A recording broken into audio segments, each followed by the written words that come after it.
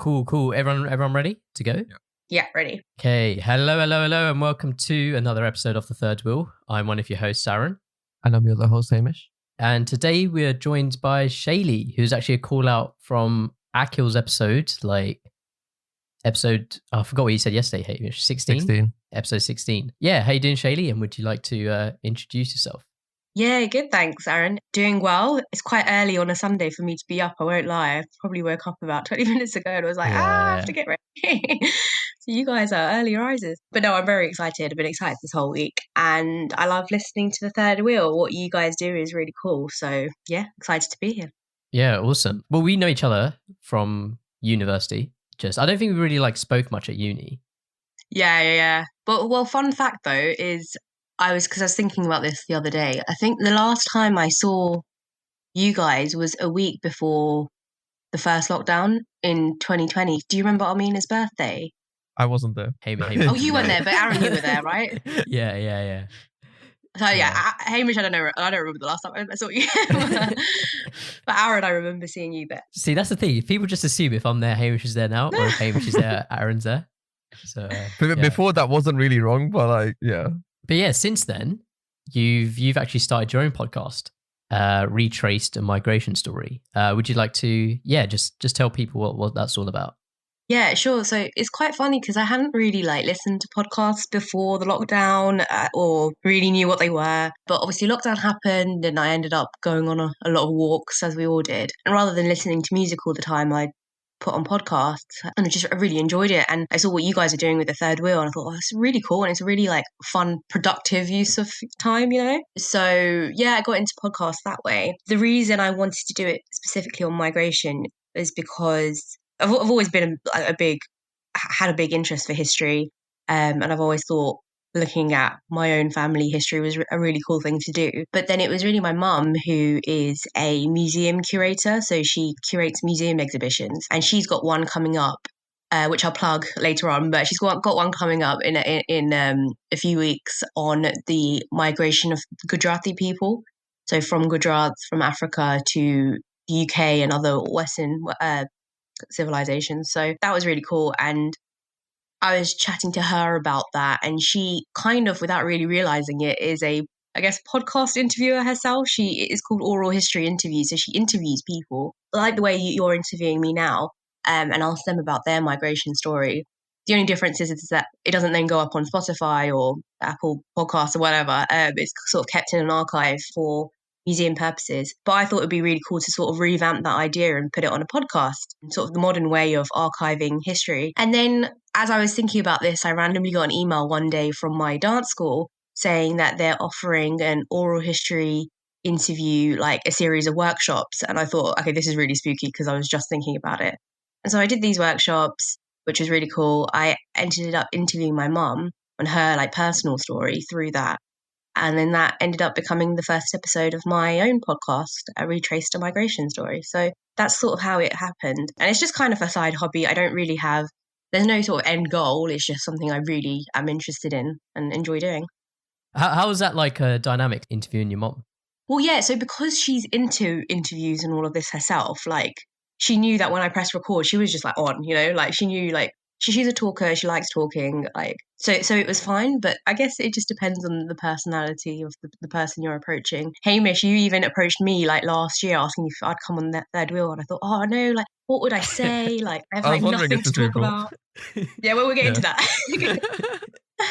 I think I was just a bit shy, to be honest, and I didn't know what I would talk about. But a year later, I've got my own podcast, so Yeah, we get it. We didn't realize that till we did our special episodes. That's when I think we realized, okay, yeah, maybe because we're just the host here, it's okay. But when we're on the other side, we can see why it is as nerve-wracking as before. We were it can't be that nerve-wracking, surely. I guess, or we didn't understand it. And then when we were finally the guest, we realized, oh shit. But for future guests, it's not that nerve-wracking. Yeah, so you can still. No, it's not. These guys are great. That's interesting that you said podcasts wasn't even something that you listen to much. I found it the opposite, where I listened to a lot of podcasts before doing this podcast, and now since I've done it, I barely listen to any. I only sometimes watch ones with video, so even that is a push for me because I need the visuals. but then also to create the time. So like if any friends have a podcast, I'll probably listen to your first episode and not listen to any others, but that's just because I can't. I have literally, I must have some sort of attention disorder, but not a serious one, but it's just like, I literally can't pay attention to just audio unless it's music for some reason. So yeah, like if there was video, I'd probably watch, but yeah. I get that though, because even like, Joe Rogan podcast, I actually prefer watching it on YouTube, like the clips. Yeah. I like seeing the facial expressions and the body language. But yeah, I don't know. I'm a big podcast fan now. I listen to it all day, every day. I think it helps because I like going for walks and I walk to work, or even when I'm driving, etc. And those are times when you don't need visual, right? Or well, you shouldn't. So you just have to listen to something. Have you thought about doing a video with yours? I have actually, not for each podcast, but I've thought about sort of what I can do with this resource, I guess, that I have, like doing, like video interviews, if that makes sense. But we'll see. There are a lot of plans out there and a lot of ideas, so let's see. I was going to ask as well, like, is it coming out like monthly, weekly? Like, is there a specific set plan, or is it just whenever you have a migration story, as per se? Yeah, as in, so you guys are like a regiment, like you guys are cool with your schedule. When you told me, you sent me this like form and I was like, oh my God, this is not how I do it. No, I do it. So it's a mixture. So it's if someone like comes to me, sometimes like through my DM, someone will say, I've got a migration story, can I come on? I was like, yeah, great. Let me look at my diary, just put you in. Or if I approach someone, I just really work with them and see when they're free, because obviously I'm conscious of people's time, etc. So yeah, it's very free flowing. I don't sit there and say like I need X amount of interviews in, a month or whatever. But I mean, you never know. I've only really got like 5 interviews up at the moment. So as it develops, that may be the case, that it becomes more structured. But yeah, pretty free flowing for now. Would you say that if you retrace the migration story of your podcast, it leads back to Third Wheel? Does that mean we are the source of your podcast? Yeah, I get the source of the inspiration. Yeah, let's go with that. Any credit I can. Man's chatting. So, well, how about the like technical side of stuff, like making a podcast? That's something that people always like. Yeah, seem to like message us and be like, "Oh, how do you do this? How do you do that?" Like, so it's something that people feel like it's quite daunting at first. Yeah. Yeah. How did you find it? So I started laughing when you asked that because there is literally no technical side to my podcast. I did try use Zencaster. Do you guys remember like when I first started, I messaged you and be like, guys, I don't know how to do this. Like, how do I do a podcast? Yeah. And you guys were great. Like you gave all your tips and all the different platforms you used, and I had to like sit down and properly go through it because you guys are like tech savvy just by like nature, I guess. But for me, not really. I can use Word. I think that's about it. Like, and Excel at a push, but so yeah, I had to really like sit down and like figure it out. In the end, I just realized that Zoom was working fine for me, just the audio clips. I know what you're saying about the worry of like losing an audio file from Zoom, and that is a worry of mine, but so far so good. And I actually find that the audio quality isn't bad either. So one thing I always say to my interviewees is when you're speaking, try not to move around as much. Like, when you're talking, you naturally like, you move your head and you get quite animated. But I noticed that when you do that, then the audio picks up at different levels. So yeah, so I literally just use Zoom. And in terms of editing, I mean, for most of the podcasts I've done so far, I haven't actually had to edit it because it would be quite a free flowing conversation anyway. But in the few ones that I have, thank God to Akil, shout out to him. He's episode, what was it, 84 you said or something? 16. 16? Oh no, so this Yours is 84, 16. Yeah. Yeah. He basically just does it on Audacity for me and he's great. So, but I will learn how to do it. I'm pretty sure I can do it. I just get a bit lazy and he enjoys doing it. So, yeah. What's kind of been maybe some like highlights from the podcast? Kind of what's been your favorite? I know, has there been any like standout bits in like particular interviews where they told you like a story and you were kind of like, wow, that's cool? Yeah. So obviously my mum's one was good, the first episode, because that's my mum. But I think I pretty much knew like her story anyway. We actually have a family friend called Rolf, who is episode 2, I think, and he's German born, but he's lived in London for many, many years now. And I've pretty much known him my whole life. I've never really spoken to him about his past and like, well, coming from Germany, and he actually grew up in a small village on the Rhineland. In between on the border of France and Germany. And he was saying how one day there was an event that really marked his childhood, and it was to do with an anti-nuclear protest that the local both German and French villagers came together to fight against the government to stop this power plant, I think, that they were building. And he said the idea of protest and political awareness was really sort of instilled in him from a young age, and that was like carried on with him through life.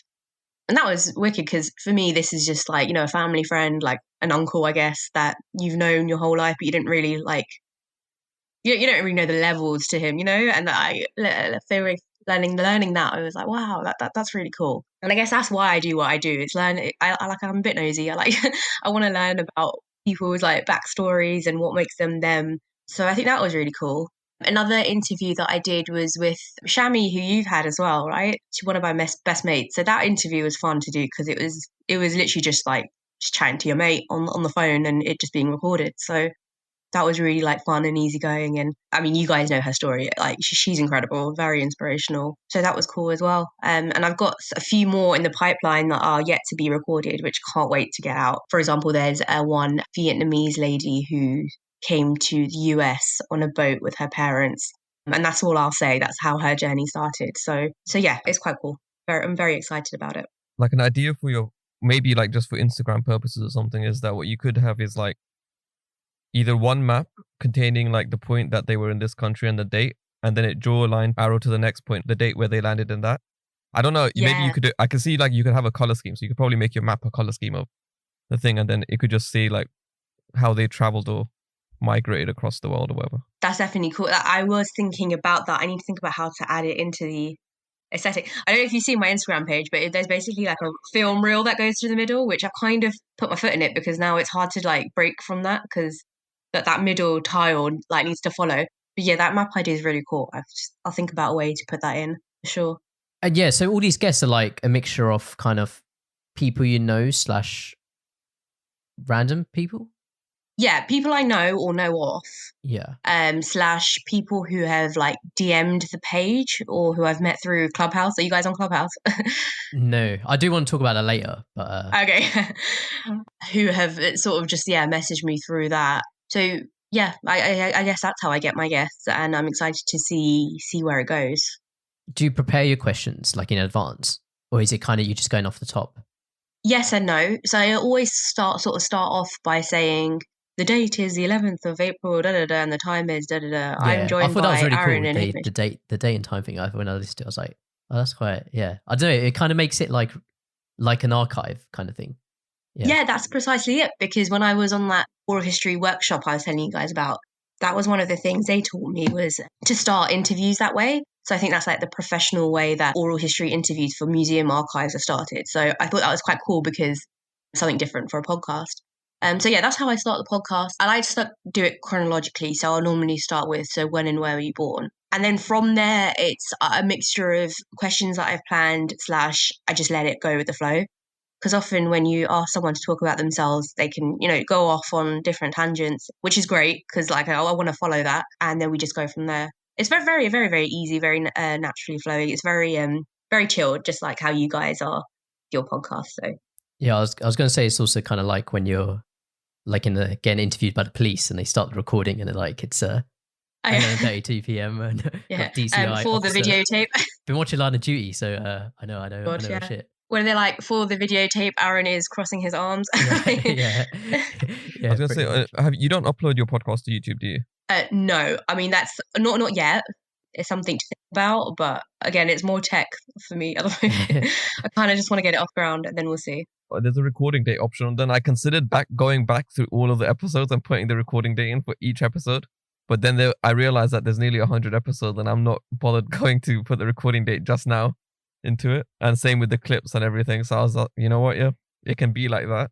Unless we, for some reason, wanted to actually go back and add in that, recording date. If it mattered to anyone, like right now, I don't think it really matters much because sometimes we may mention on the episode, but I guess in future for yours, you could just select the recording date option if you do go YouTube. Sure. Well, when you guys are like big and famous and your podcast is like number one, you can get like an intern to do that. So there's an option. Hopefully. One day. Yeah, we're not going to pay you. It's going to be work experience. Unpaid, child labor. And you're looking for 1 week work experience. What are your plans with it? What kind of, if you can even say, like, what do you have any? How far do you want to go with this? So the way I see it is, it's more just like a platform for people to say their story, but then have it archived. Like, so in a way, my podcast is an archive. But I want to do different things, like relating off the podcast and off like the exhibitions that my mum's doing. So one project that we've got coming up is writing a play, which is really cool. So I'm writing a play in conjunction with a few other people, and it's a fictional story, but it's based on the strikers at the Grunwick factory in North West London. I'm not sure if you guys are aware, but it happened in the 1970s, and it was led by a Gujarati lady called Shaili Desai, who at that time, so picture your grandma, yeah? So picture your grandma working at a factory with her mates at a time when, you know, Britain was like the sort of the height of racism, I guess. And these ladies were working under really poor working conditions, and this Jaya-Ben, she led a strike, literally, that then escalated to such an extent in the media that it lasted for 2 years, and it became a nationwide strike. And it became a strike against the authorities. Trade unions from across the UK got involved.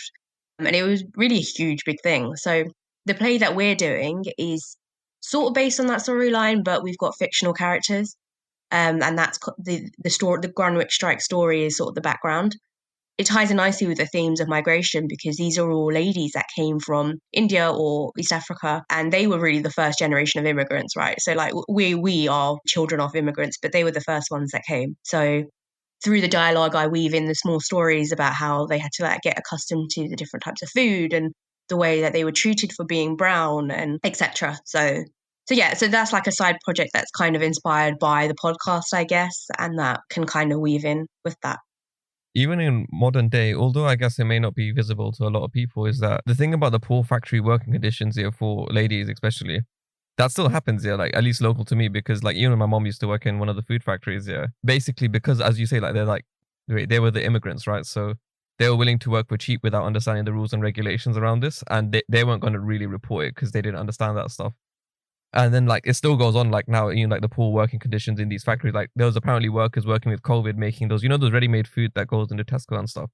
But like they're not going to complain about it, and because they need the money, you know, for whatever reason, because they just moved here and so on. And then like they're already stuck in that loop here, but it's often like written off as, but like those conditions still exist. It's just that they don't know they don't know the correct thing to do with it. So like they're not going to necessarily report it, and they need the money. So if they report it, they lose out on their, you know, financial source. So it's just like, it's a bit sad when you think about it, but like. Well, so that's always the issue. It's this higher power, these factories relying on the fact that these immigrants, I guess, won't be as politically aware or won't be like aware of their rights. But then you have, on the other hand, you've got these not small, but you've got these body like the Citizens Advice Bureau, for example, and local charities that are, their sole aim is to empower people through awareness of their rights. So that's a constant battle, and it's as you were saying, Hamish. It's sad that it's still happening, and hopefully it's something that we can change moving forward. I can only imagine like how it's got worse because of COVID. I'm sure there are stories there, but yeah. Have you seen Made in Dagenham? No, I haven't. The film. So it's like around 1960s about like the women who worked at the Dagenham Ford factory, as in the car manufacturing, and then they went on like strike for like equal pay and stuff like that. And I actually saw that as a play, like it wasn't shown in London, it was shown like in Hornchurch, because we're close to Dagenham, so I think it's like a thing here. But it's a good play. Does it have does yours have like music? Will yours have music in it? Yeah, so this wouldn't, it's very early days. For now, what we're thinking is that it won't be a musical, but we will, like I had an idea of like when the audience come in, we'll play like a playlist of songs that came from from 1976 specifically, because I think that will bring back a lot of memories for the older generation, sort of what was on top of the pops at that time, you know? Not the band 1976. No, like as in the year. Yeah. And there will be sort of music weaved in throughout, but it wouldn't be a musical, it would be a play, yeah. How do you write a play? Oh, Aaron, I don't know. You tell me. I've written like 4 scenes so far. I have no idea about the structure of like a play, like an actual script. I'm just literally guessing. But the idea is that we then get in experts who are, like theatre people to come in and sort of like help us, give us tips, etc. So it's a learning experience as well. But honestly, the idea is just like I'm basically writing the script myself, and then there's a whole team that I like liaise with, so they sort of sense check it, I guess, to make sure that it all like seems like it's making sense and that we're on, I'm on the right track. But when I say I have no experience on it, like I really have no experience. I'm just making it up. I always like making up little stories when I was like little and stuff, and I like writing. So whether I'm any good is a different question, but I enjoy that sort of creative aspect of like fiction. So yeah. Do you even have stuff like I don't know, woman looks to the sky and like takes a deep breath and stuff like that in it? Or yeah, so the way I've done it, and again, oh my God, if there's any like playwrights listening to this, they're going to be cringing, but the way I've done it so far is like, Aaron, comma, how you doing, Hamish? Looks at, and then in brackets, looks at Hamish, and then Hamish, comma, great, thanks, Aaron. Bracket, smiles at Aaron, like that kind of thing, Yeah. So it makes sense in my head, and I'm sure once I figure out how these things are actually done, I can convert it. But yeah. Obviously, none of us knew how to do a podcast before, so you managed to start up a podcast, so you could figure out the play, I hope. Yeah, I'll figure it out. Hopefully. So we've planned it, so we know what's going to happen in each scene, so to say. So we've got a storyboard. And then in terms of actually writing, currently I've written about, say, 4 scenes off like 20 odd or whatever it is. So we're in that process, but soon, hopefully, if we can get the funding and everything, then we'll get experts on board to help us. So you never know, we may, and the storyboard that we've got now may look completely different by the time it gets to stage. Yeah, I was going to ask about like funding, like if it was commissioned or anything like that, but... Yeah, so we're looking at different options. So one is applying to grants, sort of through there's various different creative bodies that offer grants. As part of my mum's museum exhibition, she's got some funding, and because of all of this is relating, we can see if we can like combine it. Right now, it's very sort of early stages. We've got a meeting coming up next week, hopefully, on specifically that funding. And it may be a case that we make applications to receive grants for this. Which at the moment, the creative world is actually doing pretty well, because there are grants because of COVID. Creative professionals have really seen a hit to their work, obviously, but the art sector is sort of boosting funding where they can. I mean, it's not great, but there are things available. So let's see where it goes. Hamish, have you ever been to a play? I've considered going to, I don't know if it counts, but you know the Harry Potter one that there's meant to be? The Cursed Child one. Yeah, I was considering going to that one or the Lion King, but I haven't actually been. Yeah, they're big. They're like big ones. Yeah. Well, hopefully when my play's up and running, you guys have to come. Yeah. And that could be like Hamish's first proper play. VIPs, yeah, definitely. Do you have kind of like a timeline for this play? Like when could we expect the invite? Yeah. Really, expect the invite. Is it really? I think it will all depend on sort of the funding, really. Hopefully 2022, 2023 at an absolute stretch. But yeah, hopefully next year sometime. Yeah, I was also going to ask, like, are you also playing as a actor in your play, or are you like just going to be the director kind of, because it's your idea? I don't know if you're also going to give yourself a role, like, or you make a cameo in your play and then carry on. Yeah, I could. Was that Tarantino does that, right? Like makes cameo. I was going to say Stan Lee did it a lot, so like you could just put yourself as cameo in every single movie. Should I do that?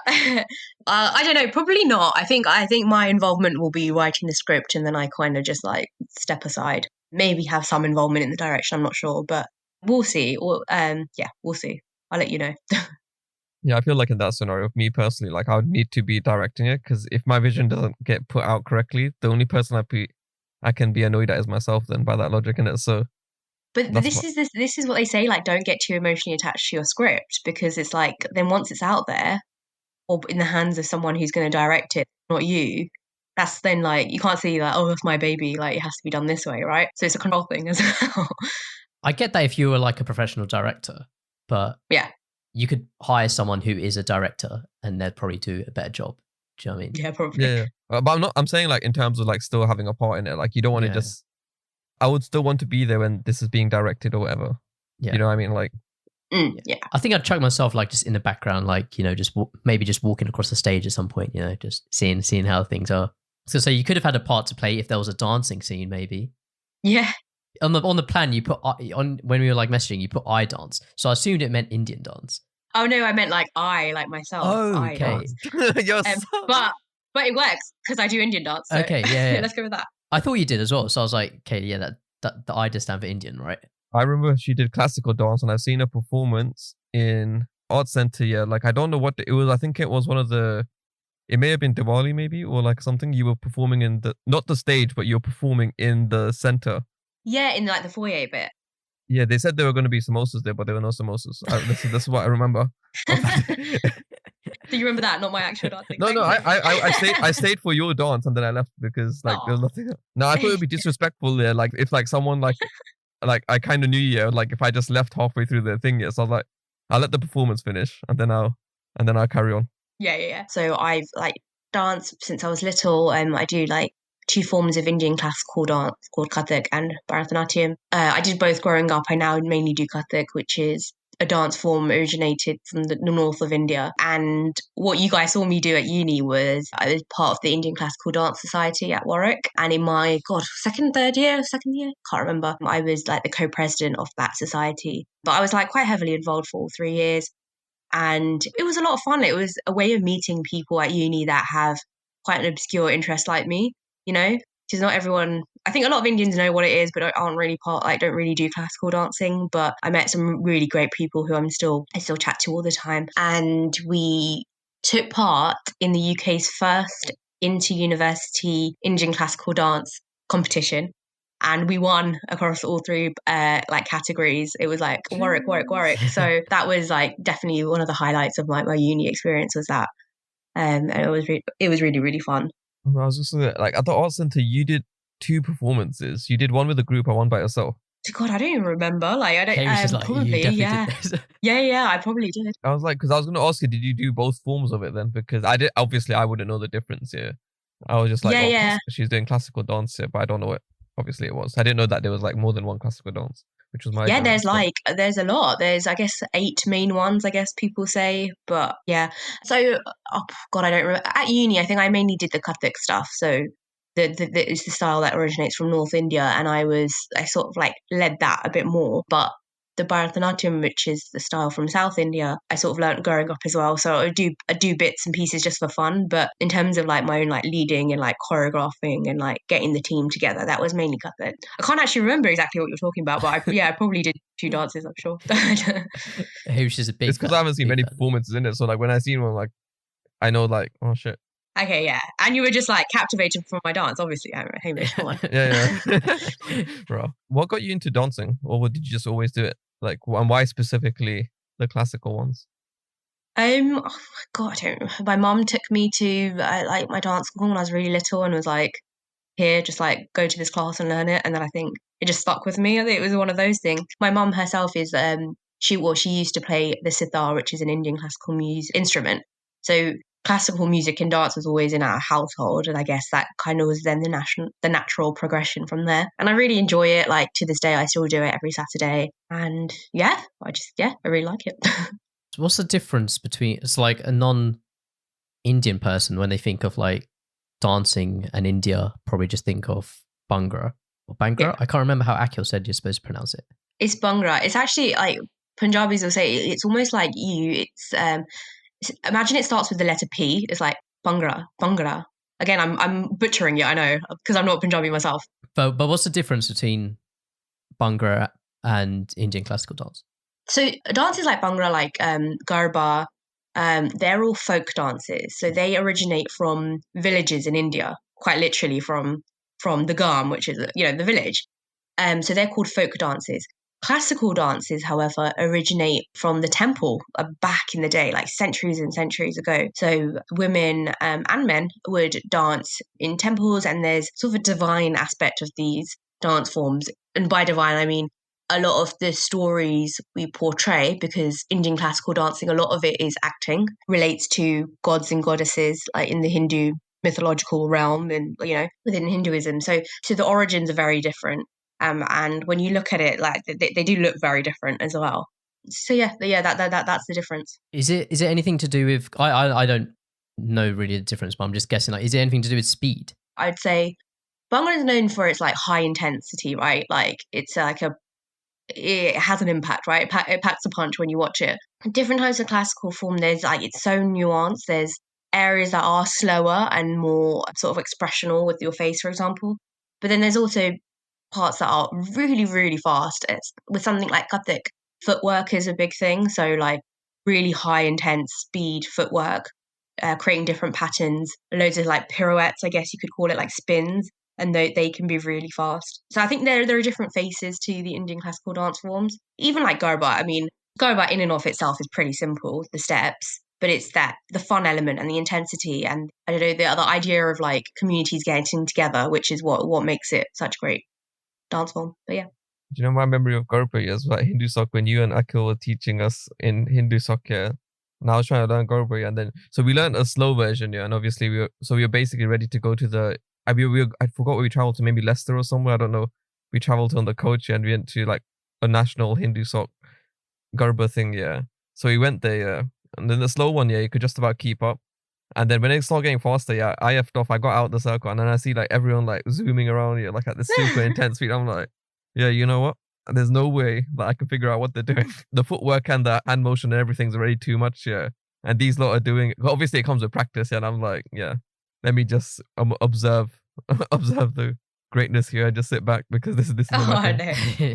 It's not, no, it is pretty simple. I think it's just like experience. So obviously like we grow up like going to Garba every single year. So you just grow up seeing it and then you just pick it up. But yeah, I remember that tutorial, like we could even call it that me and Akhil did for Hindu Sok. I think we just went into it thinking, oh, Garba, we know how to do that. Like we do that like every year, we can do it. But we didn't really think about how we would like dissect it for someone who doesn't like know what they're doing. So we kind of went into it and was like, oh yeah, you just put your foot there and then, you know, you turn around, like simple. And then we had a lot of blank faces look back at us like, what? So that was a fun. Is Garba the one with sticks? So yeah, so Garba is like the one you're dancing in a circle. So it's like the circle formation. The one with sticks is called Dandiya, like Ras Dandiya. And it's typically you do that. So you do Garba and then you do an arati, which is like the puja to the god, and then after that, then you pick up your sticks and you do like dandiya ras. Well, to be fair, I remember as though, yeah, basically somehow it always ended up in an odd number in the dandiya one. So like I was just like, you know what, I'll hop out first because I'm the one likely to screw this up here because yeah, it kept turning. I don't know how it kept turning into an odd number, yeah, in the group here. But I was like, okay, you know what, I'll hop out, yeah, because that way whoever the odd person is joined in, it evens out. And then I don't have to stress about bloody getting the combination right because I think you have to hit once, step back or something. I don't remember the exact combination, so if I butcher it, I apologize. But it's very like intense. And the faster it gets here, like one day, you know, Aaron. I want to see Aaron do Garba. Yeah, come next time. Hey, I saw it on Bride and Prejudice, so I'm like, I think I'd be sick of it. Epic. I thought you said you were gonna like you just stepped out just in case nobody wanted to like do it with you. I don't know if it's like a pair thing. No, I joined as a pair, but it turned into odd numbers very quickly for some reason. So I was like, I'll step out. Problem solved. But then you can't just step out, I realized, yeah, because you mess up wherever the person joined in, wherever the person is odd, they need to be the ones that step out. Because yeah, so basically what I did, I made it worse. And then I acted like I wasn't criminal for that. Just walk away. I didn't do anything. So is ICD? See that I used a little acronym there. I know my stuff. Is it something you've like continued to do since uni? Yeah. So I now am part of a dance company called the Puggrove Dance Company. Well, I learn from them, I guess, every Saturday. So normally around this time, actually, from 9 to 10:30, but on a Saturday. And yeah, we've got a student showcase coming up in the summer, which would be really fun. Hopefully COVID allowing that we could do that. So yeah, I definitely kept it up and I plan to keep on keeping it up. Yeah. Has that helped fitness wise? Yeah, I'm just trying to link into the fitness topic, to be honest. No, because I was going to say like the Bhangra bit you said as well, like it's packs a punch and like obviously like jab and all that is like something that kind of almost not meant for fitness, but it's like there is that purpose there. So has ICD had like the same effect with you? So I think if I did it more often, like in the week, then yeah, probably. I mean, it can be great cardio and sort of flexibility and strength and things, but I don't do it often enough for it to really have an impact on my fitness. But seeing as that's the link we're going with, I have got into fitness a lot over lockdown. Not really through dance, that kind of just use it to supplement, but I got an online coach sort of on July last year, July 2020, and she's been great. She sort of like explains to me like my macros, what I should be eating, the types of workouts that I need to do. And I like check in with her via email every Tuesday evening. And yeah, I think I've lost about 18, 19 kilos since, which has been great. and I'm still working on it. But yeah, she's definitely transformed the way I view like how active I actually am. Like I think I thought I was active, but I wasn't really. But now like I know the importance of getting in like the steps in every day and like cardiovascular health, if anything, and just strength. Do you enjoy it? Yeah, I really enjoy it. I enjoy it because it's like we all have Zoom fatigue, right? Because of lockdown. I feel like we're looking at screens all the time, but like just kind of going out, going for a walk or picking up a dumbbell, like mentally you can put yourself in a different headspace. And I always feel very refreshed after I work out. Like I feel good. Obviously, there's times that you're like, I really can't be bothered. But yeah, you have to push yourself and you get results. How does the digital like personal trainer work as well? Yeah, so she sort of, so she'll set everything. She's got like a Google Sheets that she shares with me. So on that, it's like a spreadsheet and I can see the workouts that I have to do. And then I put in what weight I did, how many reps, sets, etc. Then in terms of like her actual coaching, I normally say I've got a tripod and I will like record myself doing some of the exercises.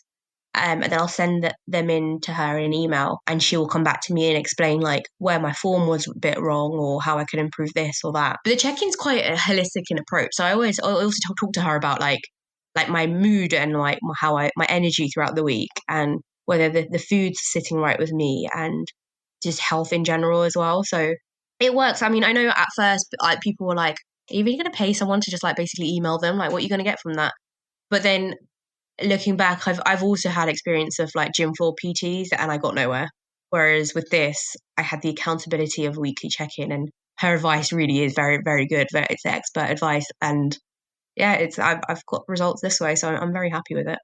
And I definitely recommend like getting a good, reputable online coach for anyone looking to get into shape. How much are they? Aaron's considering this. Yeah. I'll link you up. Your referral code. So obviously each coach is different. I mean, the ones that I've sort of seen online are like they'll do a bundle package. So for say X amount a month, it's like a few hundred, for example. But honestly, working out at home, I just hear so much shit from my parents that I'm just not bothered to do it. So at home, so I go for a walk. I'll try doing a run when it's warm enough. But so like when we had the 3-day burst of warmness, I made a mistake. Instead of spreading it out, I ran 3 days in a row because I was on annual leave. I just did it in the middle of the day. And on the 4th day, my calves refused to work. Like they were like, if you run again, I'm going to disappear. And I was like, okay. And then I just remember like I had to do the slowest walk. So because I track all of my things through Fitbit. So you can see like the pace on all my walks is relatively high. And then that 4th day after the runs, when my calves were saying, no, don't run again. Because obviously I haven't run in a very long time. So they were just like, yeah, if you run again, we're going to disappear. And I'm like, okay, I'll walk slow as much as you can. And I just remember being so fatigued at the end of it. The thing is, I haven't got like a gym that's like in walkable distance for me. And I don't know if I'd bother like getting a bus to go to the gym at the moment. I'd do it if I was going back into work, like work in the office. I joined a gym next to my work, but because I'm not going to the office, I'm no longer going to that gym. I was born in Essex, fun fact, but then we moved to Croydon when I was like 2, so I don't really have Do you know where, a memory where of Essex? It. As in, I say Essex, like Barking. Oh yeah, so that's East London. fairly close. Yeah, but my grandparents lived there for maybe 10 or so years after that. So we used to go up. They lived like just off Green Street. So did my mum. So really? My mum's also like, my mum's side is from Gujarat. They're from Uganda and they moved over here. Yeah, classic story. She grew up like, East Ham, Green Street and all that. Yeah, well, very good. Wait, do you remember when we had Kyle on here and basically found out that Kyle and Snager went to the same school as Shaili? Yeah, I know them. It rings a bell, but I can't like remember the conversation. But we didn't know that till Kyle's episode or something. Was she like Wellington Girls? And you're like, Hang on a second. No. She said it because we didn't realize. Oh, I think we saw the mutual or something, but we were like, Hamish is like that girl that I saw doing Indian classical dance in the Warwickshire. The one where I didn't get the samosa. That girl. I'm really bad with like measurements when it comes to do with like weight and distance. But 18 kg, that seems like a lot. Yeah, that is a lot, right? It's a lot, yeah. I don't know if you're better in stones, but I don't know what the I'm conversion not is. better in anything. Like, Okay, fine. I really don't know. Yeah, it's a lot. I'll put it in dress sizes, for example. I've gone down like a few dress sizes, so yeah. Yeah, that's awesome. Is that what you're aiming to do? Yeah, I mean the aim was to lose body fat, I guess, but really just to become like firm, like just to become a bit stronger and a bit more like toned in my life, because I'm not really, even now, like it's a journey like that I'm on, and I'll get there, but I just wanted to have some strength and not be so like weak, and then obviously lose like fat as well. So, but I'm in a good place. Like I'm very like I'm body confident. Like I'm happy with the way I look, even though I'm not like where I want to like be eventually. But I'm happy. I'm doing it because like I'm what's the word? Like I'm motivated. Like I want to do it, and I'm enjoying the process. So yeah. what is one piece of advice you'd like kind of give in terms of for people? Don't think about, when you think about like the overall, like, okay, I have to lose X amount in like a year, you think, oh God, that's really overwhelming. How do I even do that? Especially if you're not very active before.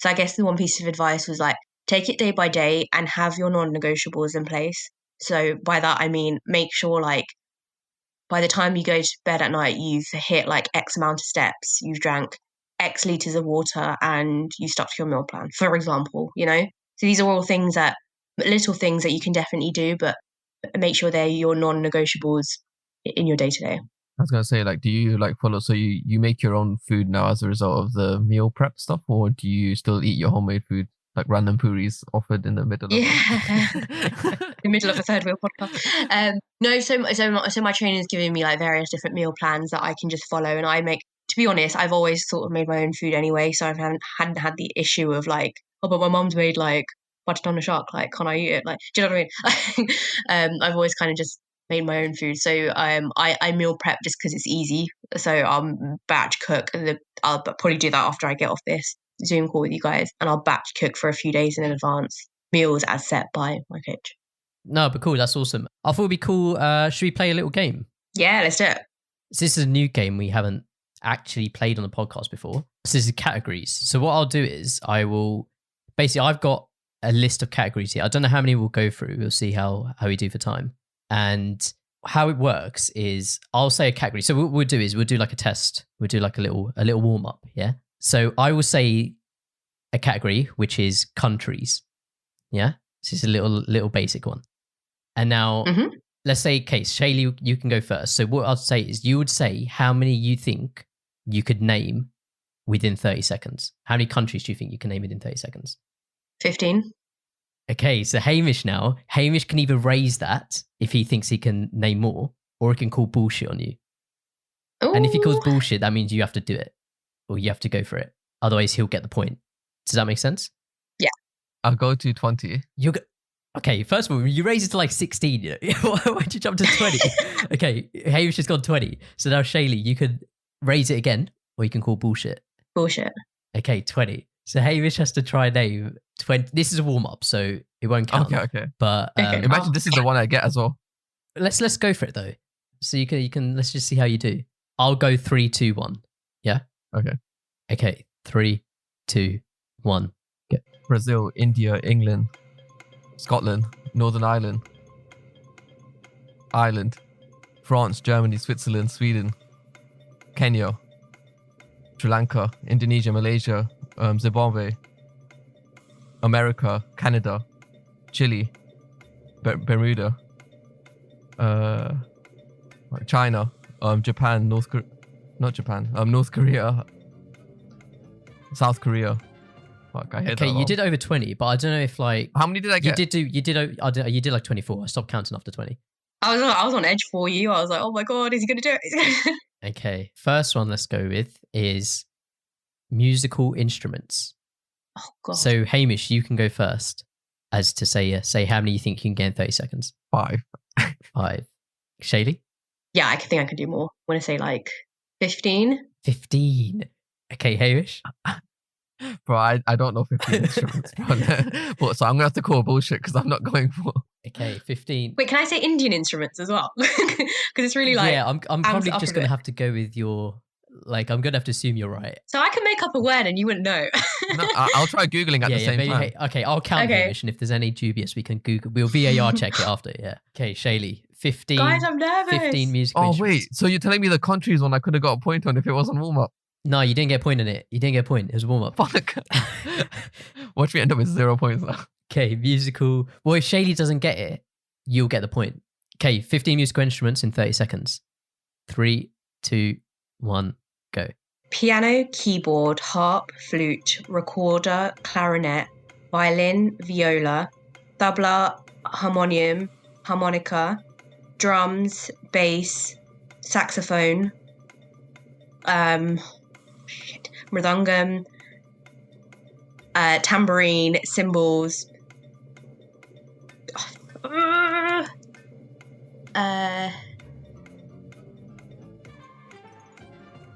Okay, you did enough. You did enough. You did like 18. Oh, I was like, when you Did went I? to tabla, I thought you'd go to dual or something as well, yeah, because I thought you were just going to carry on through that chain of Indian instruments. I was like, I thought I was as well, but I think I just had a mind blank. I think I got nervous. Okay, going to get a bit more tricky. Podcasts. 2, and that's mine and yours. So Shaili, you can say a number first. 8. 8. Okay, Hamish, do you want to raise that or call bullshit? wait, you said 8? Yeah. You think that's too high? I'm going to say 10. Okay, Shaili, raise it or bullshit? Bullshit. Yeah, I would have called bullshit. Oh, fuck. Yeah. Fuck. Okay, All right. 3, 2, 1, go. Third Wheel, Migration, A Retraced Story, Watch Me Thrive, NoShal.live, On the Same Page.pod, Lost and Profound, What's Good, The Logan Paul Podcast, Joe Rogan's podcast, Mo Gilligan's podcast.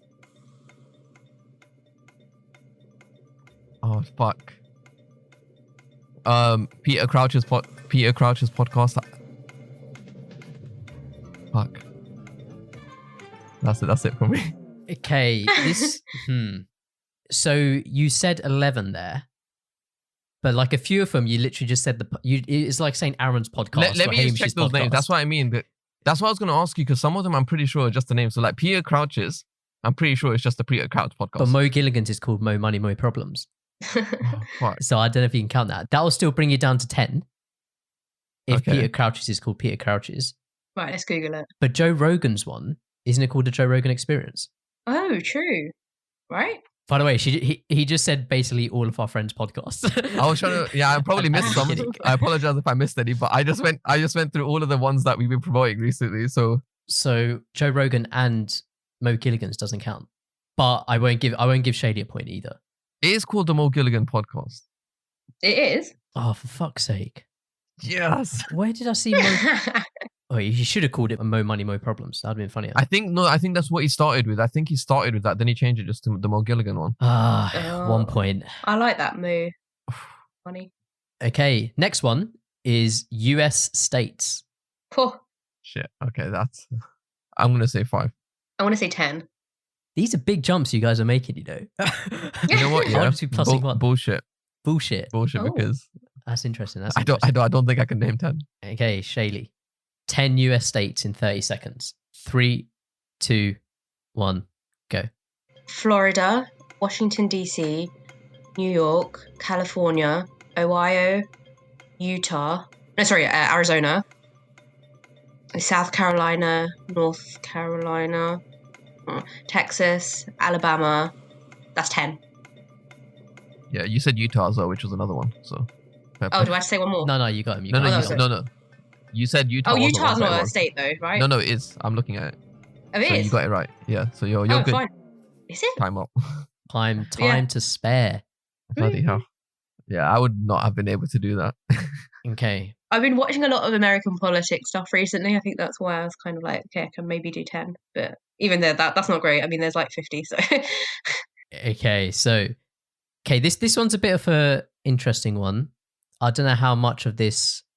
I don't know if you're into football, Shaili, or if Akil's might have. Oh my Akil, it could have God, rubbed off on you. I don't know anything. But current Manchester United players. Oh, as in maybe the couple that keeps on going on about. I don't know. I don't know how many Hamish can mention either. So I thought it might be funny if Hamish could only mention like 5. I'm not up to date, but wait, are you counting like people who it can't be on loan? It can't be on loan either. With confidence, I know 2. And that's it. So. Okay, I'm going to say 10, but we'll need VAR checks on mine. Shaili, do you think you can do more than 10? No, absolutely not. Man, I was kind of hoping Hamish should only be able to do 5 or something. Okay. 10. 3, 2, 1, go. David De Gea, Dean Henderson, Marcus Rashford, Bruno Fernandes, Daniel James, Marcus Greenwood, Eric Bailly, Lindelof, Phil Jones, Luke Shaw, what's the guy's name on the back, right back? Fuck. You need one more because you got one name wrong in there.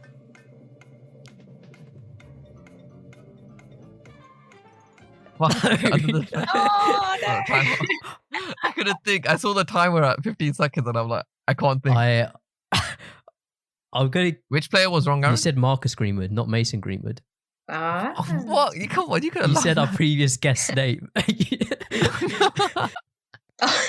I forgot Harry Maguire. A blatant one. It's Aaron Wan-Bissaka, who you're thinking of at right back. Oh yeah, I couldn't.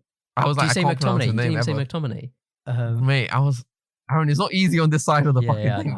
No. The only 2 I knew was Marcus Rashford because he's the free school meals guy. Not because of his football. I don't know anything about that. I'm sure he's a great player. And Bruno Fernandes because I made a deal with Akil that if we ever get a dog, we can name him Bruno Fernandes. So. That'd be a sick name for a dog, you know. Right? Bruno's a good. I forgot Pogba, Martial. Oh yeah, they seem like big people, right? Okay, penultimate one. Styles of dance. Look at Hamish's face. Hamish. 3. 10.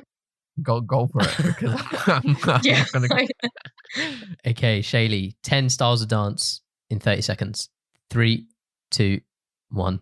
Kathak, Bharatanatyam, Odissi, Mohiniyattam, Kuchipudi, Bhangra, Garba, Ghana, Bollywood, Jazz, waltz, tap, tango, salsa, foxtrot. Now I'm just doing all the ballroom dance ones. Time's up. I'll keep it at that. That was more than 10. That was I stopped counting. That was like 17 or 18 or something. When I was thinking of it, I was just thinking of like cha cha cha and all the like I was thinking of break dancing. Like, 2-step. And then you started reeling off loads of Indian ones. I was like, oh shit. I'm assuming we don't need VAR check that. You said it with so much confidence. I'm like, oh, it must be. Yeah. Oh yeah. We'll just go with that. Okay, this is the last one, and that is previous guests on the third wheel. Okay, we basically interviewed all my friends in life, which is basically only 5 people. So, I mean, I'll go with 5. Okay, Shaili goes with 5. Hamish, how many do you think you can raise 5? Would it be bad if I went for a low number because I know I can win it? Or are you setting me like a minimum because obviously there's an unfair advantage here? I reckon you could do 15. Yeah, I think you can. 20 if you're a big man. You know what? Let's make it interesting. Let's go for 20. Okay. 3, 2, 1, go. Yash, Anna, James, Josh, Hamish, Aaron, Shri, Snaja, Kyle, Shaili, Akil, Mira, Olivia, Krishan, Golden, Nish, Z, Krishna,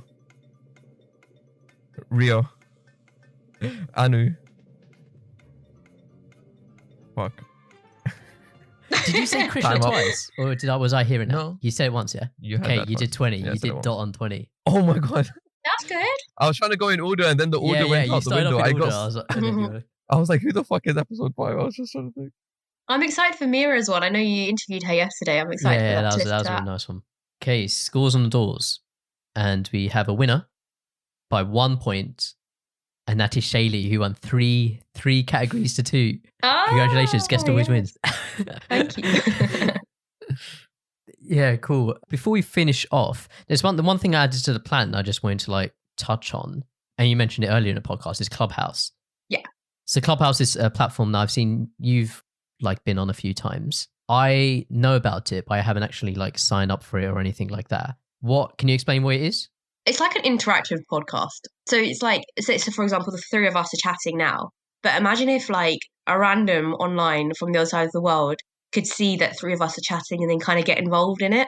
So it's all audio based, and you basically just join different rooms and there are different topics. So for example, yesterday I led one with a mate of mine on the hustle and mindset of the immigrant experience, for example, right? And loads of people who have Clubhouse saw that this chat was going on, so they joined in. So most of the people in the room I had never met, didn't know who they were, but we all kind of like get together and talk about this one topic. So it's all audio based. In terms of visuals, there's only like one display picture that you put up, and then you can put a bio, so to explain like who you are, and you can link your socials, so you can link like your Instagram, your Twitter, for example.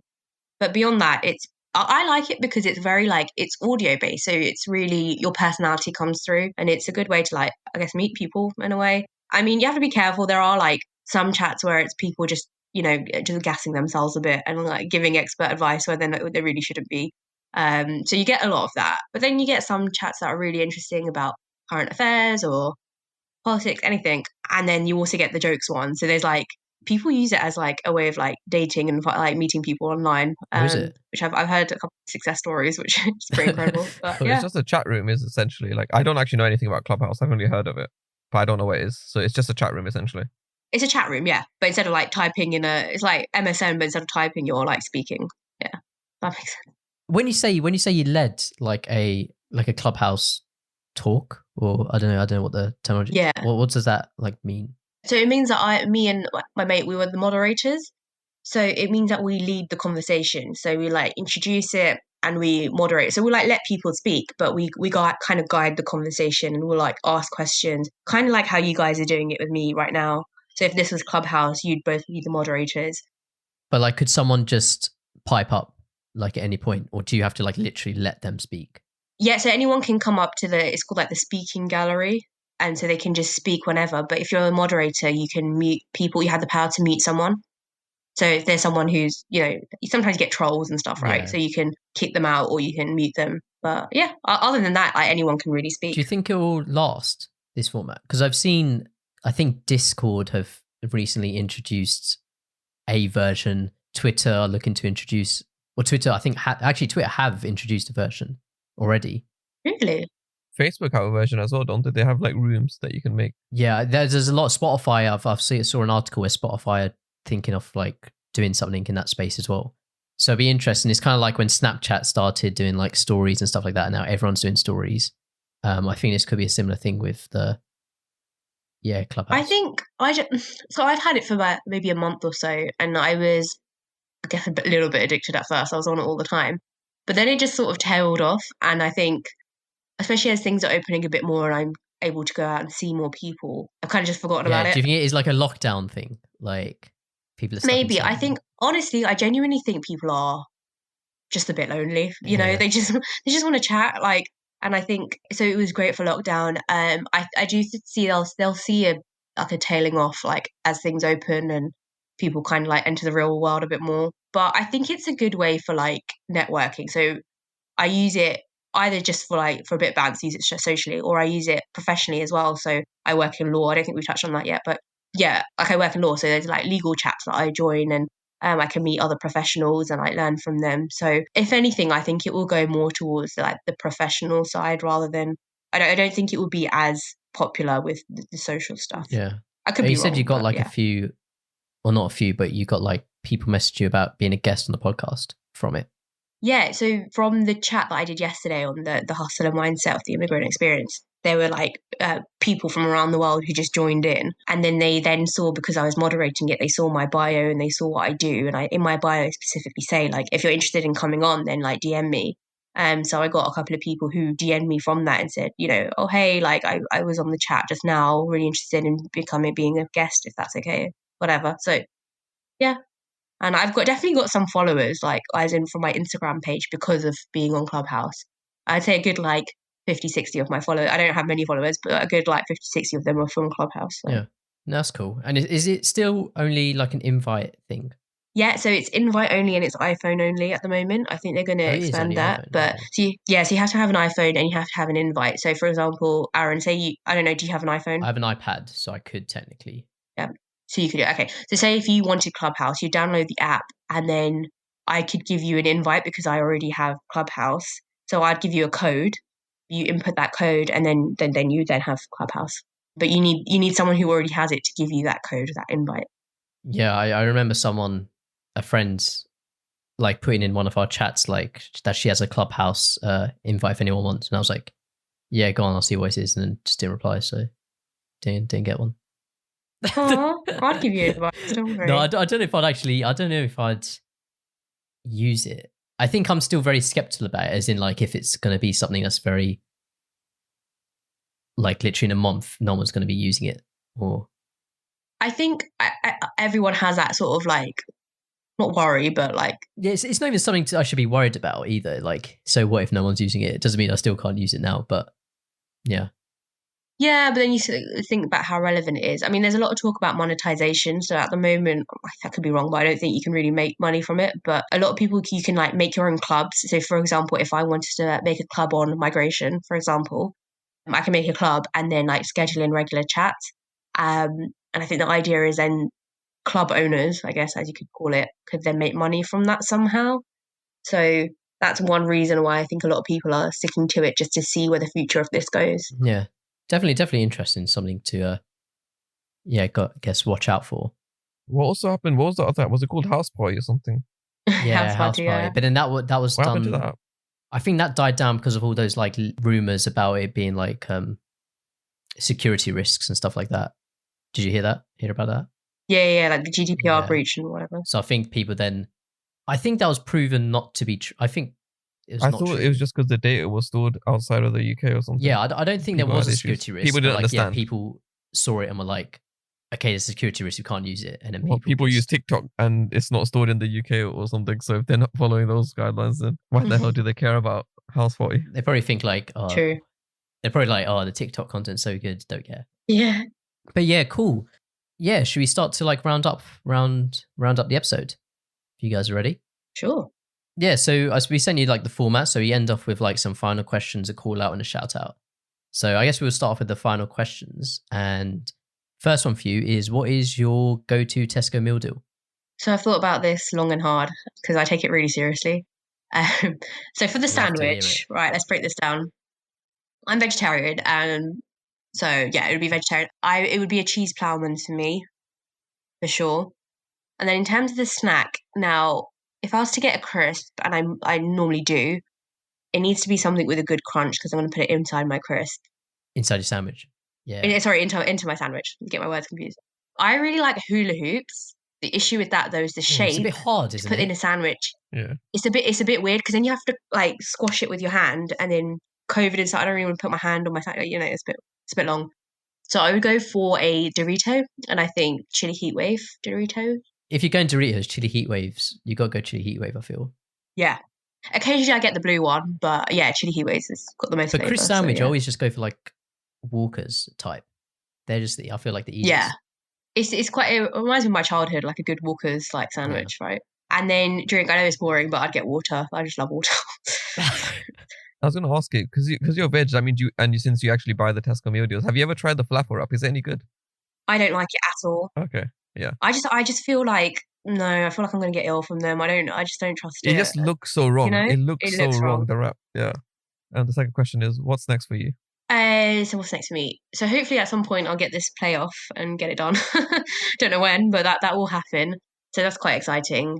In terms of like foreseeable future though, yeah, we haven't really touched on this, but I'm a trainee solicitor at the moment, which means that so I'm in my training period and hopefully I'll qualify at the end of this year, so end of 2021 at some point. So yeah, I'm really excited about that, and I can qualify hopefully into family law, which is the area of law I'm really interested in, and I'll be a family solicitor. So that's where I see my future at the A moment. family solicitor, what kind of stuff? Is that like divorce and like kids? Yeah, and... so it involves divorce. It involves like the split of like assets and money on divorce. Does it do with prenups? Yes, and I know you're going to ask this because I listened to your podcast. Yeah, I won't ask anything because we're going to get... No, ask. Do you know? No, do it. We need content. We need clips, Aaron. You need content. Do it for the content. If you asked for a prenup, would you be happy? As in, like, would you ask for a prenup? Or... I wouldn't. Such a tricky And if you were question. asked, what would be your like reaction? I'd want to know why, but I'd also... I wouldn't be furious. I'd want to like, talk it through and like really see why. I mean, it makes sense when there's a lot of money involved. I don't think I'd feel... I think because I work like in that area of law, I wouldn't feel too badly about it. But obviously, ideally, you're going to marry someone that you really, really trust. But I thought someone said, Hamish, I thought Nish said that it's not like legally upholding in the UK or something. Apparently, he got it from legal advice. So it's... Okay, let's clarify this.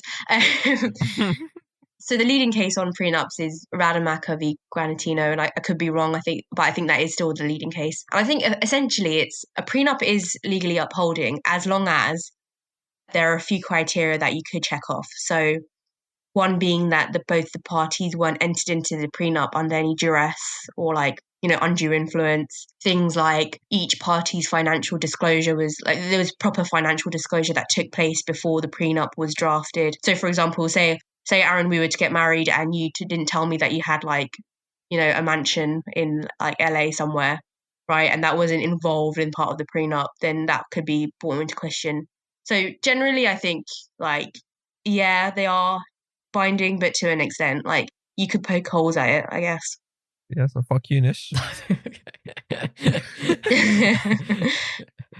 was gonna ask, like, family law, is there anything that's actually like positive? As in, like, it just seems like you're dealing with divorce or... Well, surely she prenups. deals with marriages as well, right? Like she helps with the paperwork or something, I assume. Is that... No, not to actually get married, but it's everything off from the demise of the marriage. It's pretty negative.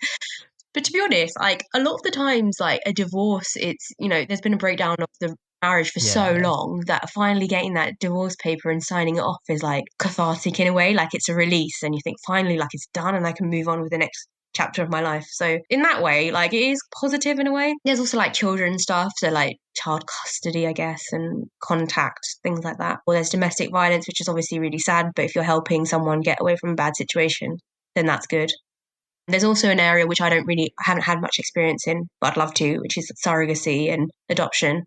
So that's quite good because if you're helping, say, a young couple being able to like adopt a child, that's obviously great. Yeah, so. no, for sure. I was going to say, did you see the thing where there was a case happening on Zoom about domestic violence and the guy was in the same room as the person? Yeah. Scary, right? Wait, what's this? He was like in the same house. But it was basically the woman who had the domestic abuse charge against the man. Yeah. And so they were in a Zoom court meeting, essentially. So I think there was a judge, both lawyers of both parties and both people. But the person that was obviously, saying that the guy is, domestic abusing. So the lawyer of that person said, I'd like to first ensure the safety of my client. Could you please ensure that I think they're in the same room? Could you please get a verification or so, get them out to safety first? Yeah. And at first the guy denied it. So there was I don't know the exact terms, but it was basically some sort of obstruction of justice or something, because essentially the other person's not safe. That is essentially the victim here, something like that. Yeah.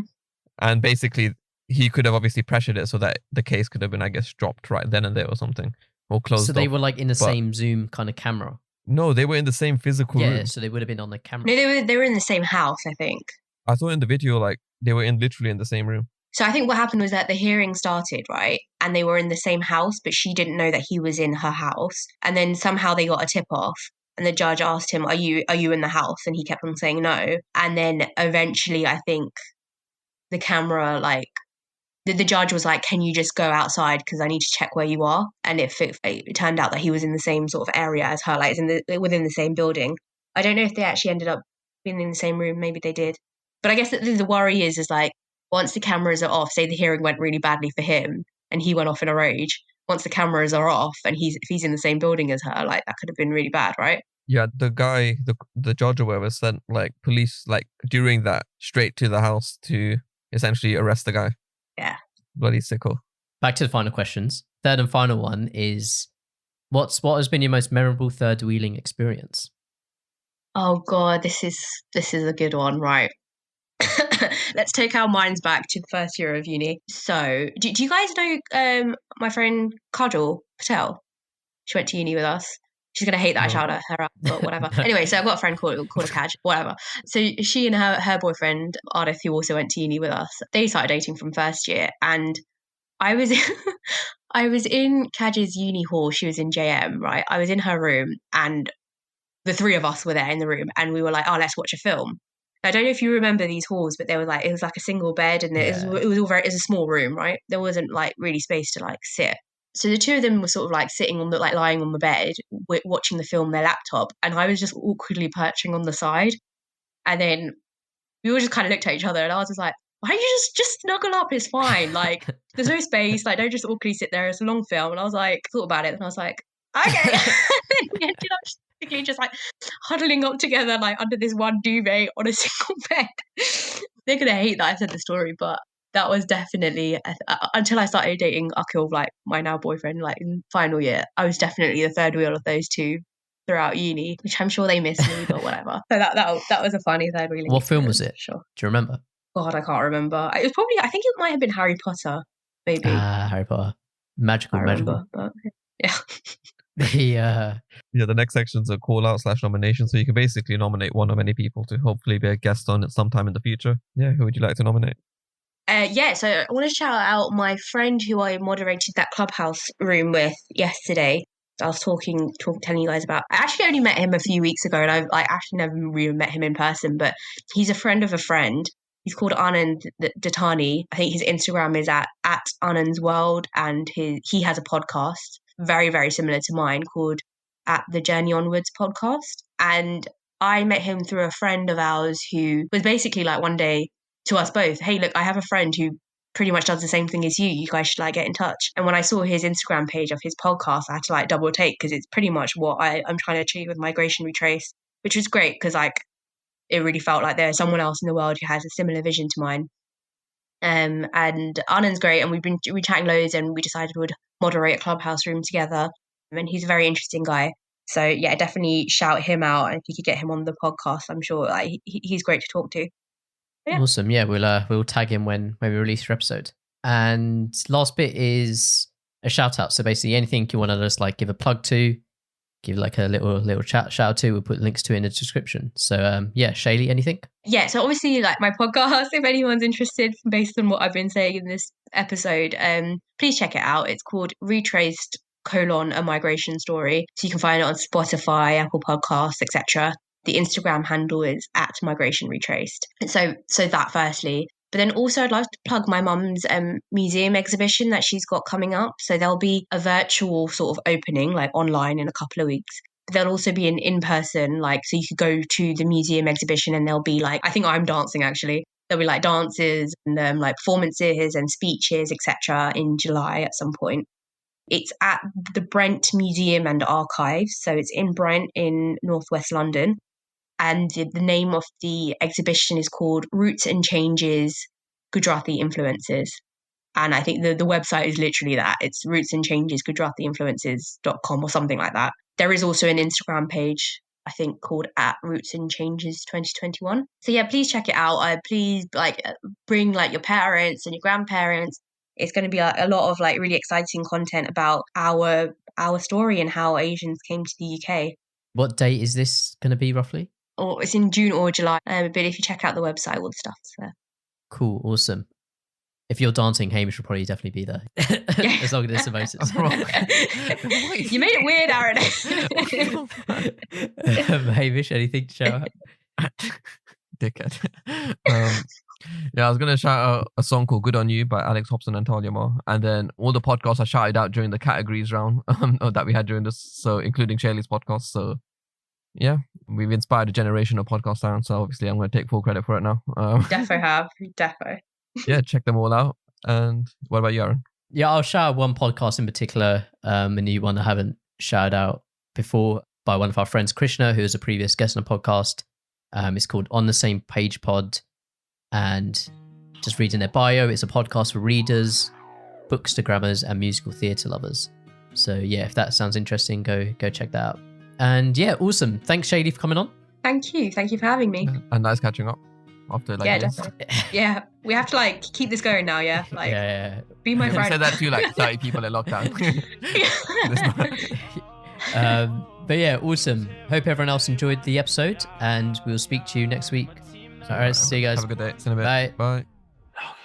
The studio is my second home. That's why I have it in my bedroom. I really do this all on my own. A shark quarry and my brother home. He was here from the day one. And not gonna lie, he's a real one. In my team, there are no fake ones. It's a fake love. No, I don't.